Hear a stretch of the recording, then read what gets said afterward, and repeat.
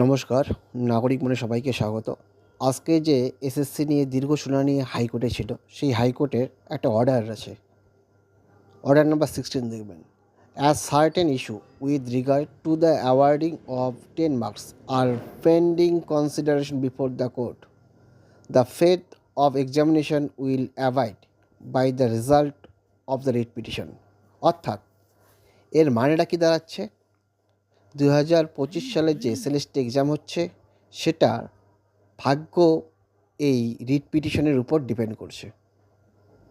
অর্থাৎ সুপ্রিম নির্দেশে যে নিয়োগ প্রক্রিয়া এবং সেই নিয়োগ প্রক্রিয়া যেখানে সুপ্রিম কোর্ট পর্যন্ত এক্সপিরিয়েন্সকে বৈধতা দিয়েছে, সেই প্রেক্ষাপটে নতুন করে রেজাল্টের পূর্বে কেন আপিল হয়, সেই আপিলের নিরিখে এই অর্ডার।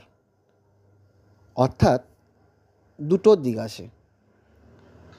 রিট পিটিশন এর মাধ্যমে যে সকল পরীক্ষার্থী পরীক্ষার রুল দেখে পরীক্ষায় বসেছেন, রেজাল্টের পূর্বে তাদের পরীক্ষার রুল পছন্দ না, আর অপর একদল পরীক্ষার্থী পরীক্ষার রুল দেখে পরীক্ষায় বসেছেন, তারা যেমন 10 নাম্বার পাবে এবং সেই রুল দেখে পরীক্ষা বসেছেন। অপর একদল পরীক্ষার্থী কিন্তু 10 নাম্বার পাবে, কিন্তু পরীক্ষার শেষে কেন 10 নাম্বার নেওয়া হবে সেই নিয়ে যে কেস, সেই কেস এখন শেষ পর্যন্ত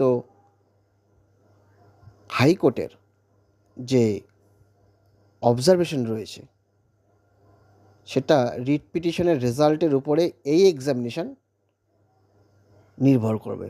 মূলত যে 10 নম্বর হাইকোর্টের নির্দেশে উড়িয়ে দেয় এখন, তাহলে যারা 10 নম্বর পাওয়া রুল দেখে পরীক্ষা দিয়েছে, তারা আবার নতুন করে আবেদন করবে, তাহলে আমি এই এক্সামিনেশন মানব না। সেই প্রেক্ষাপটে এসএলএসটি 2 এর ভাগ্য কিন্তু এই আজকের যে নির্দেশ, সেই নির্দেশের উপর ডিপেন্ড করছে। অর্থাৎ এসএলএসটি 2 ভবিষ্যৎ কী হবে সেটা এই রিট পিটিশনের উপরেই ডিপেন্ড করবে। ধন্যবাদ।